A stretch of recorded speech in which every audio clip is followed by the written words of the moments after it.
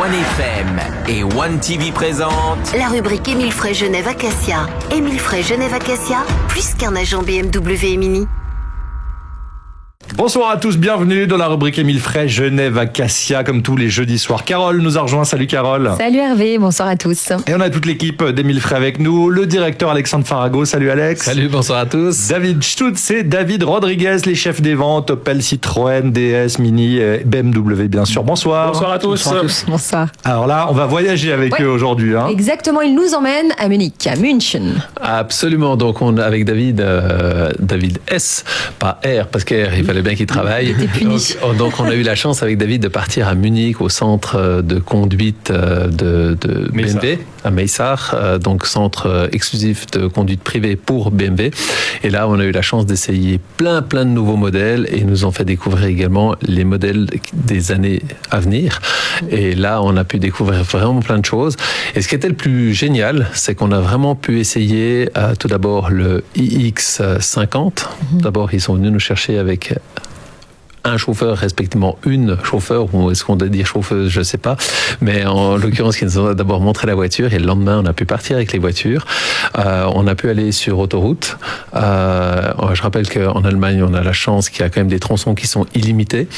Et quand on fait un 130 à 200 km/h en quelques secondes, ça fait... Et on a quand même assez l'habitude de ce genre de voiture assez puissante. Avec un iX50, ça fait waouh. Et c'était vraiment génial. On n'a qu'une seule envie, c'est de l'acheter.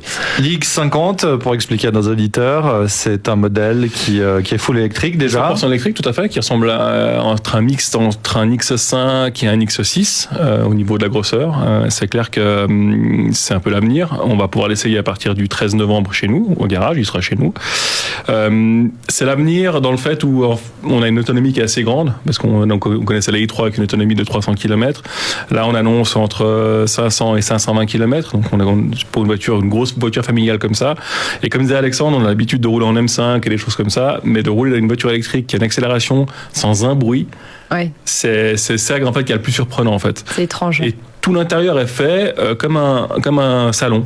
En fait, il n'y a plus de boutons, c'est un écran incurvé, tout très épuré. C'est impressionnant, ouais. On a l'impression d'être dans un salon et plus dans une voiture. Donc c'est ce qui fait aussi un peu cet effet de wow, comme disait Alexandre, c'est d'être dans une dimension différente qu'une voiture standard.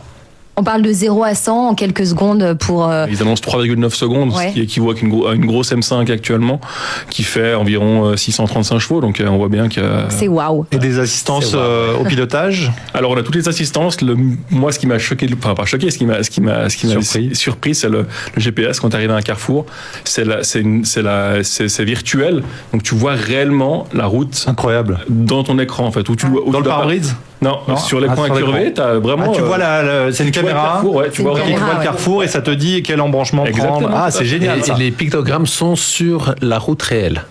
Mais... Tu ne peux pas te tromper. Si tu te trompes, c'est vraiment que t'as pas joué. C'est vrai que c'est toujours compliqué de comprendre quelle route quand il y en a plusieurs qui partent sur le GPS. Bon, c'est le futur qui arrive et on continue à parler de ce voyage à Munich dans un instant. Ne bougez pas.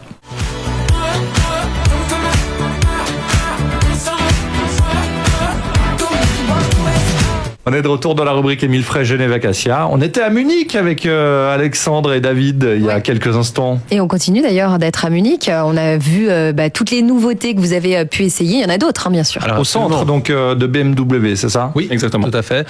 Donc là, après, on a pu essayer aussi des modèles thermiques. Donc ils nous ont donné des M3 et des M4 à essayer, en nous disant, voilà, maintenant, devinez si elle est en propulsion ou en 4 roues motrices. Alors la première M3 que j'ai pris était en propulsion. David, il dirait que je ne sais pas conduire parce qu'il a eu peur dans le virage. Je confirme. Il a eu peur dans le virage parce que la bordure se rapprochait soudainement, on va dire. Mais ça a passé. Et ensuite, après, on a essayé la même voiture, mais maintenant, la nouveauté, elle arrive en 4 roues motrices. Et c'est impressionnant la différence. Alors, voiture beaucoup moins joueuse, parce qu'elle tient vraiment sur la route, et on va rappeler que c'est vraiment du M-Sport, c'est vraiment quelque chose de très très compétitif, et c'est vraiment une voiture qu'il faut essayer sur circuit.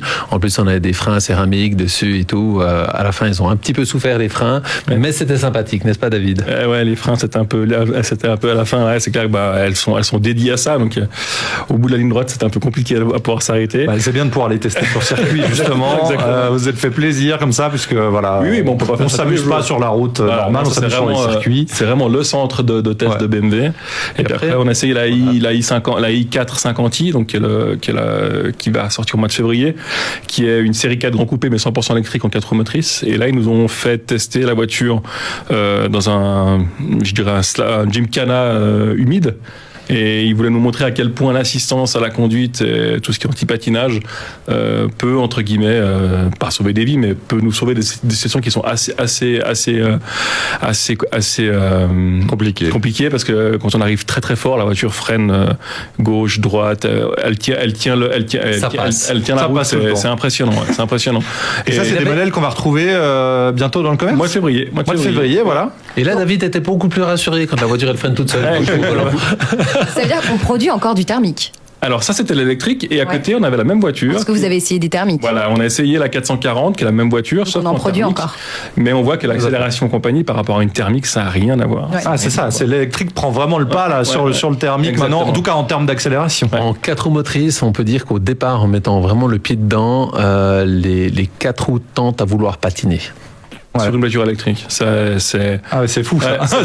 Franchement, c'est assez incroyable. Et puis, voilà, nous moi, je suis pro thermique, mais quand on voit ce qu'on peut faire avec l'électrique, tout en ayant une sportivité quand même niveau look et niveau tenue de route, c'est bluffant. C'est bluffant. Très bien.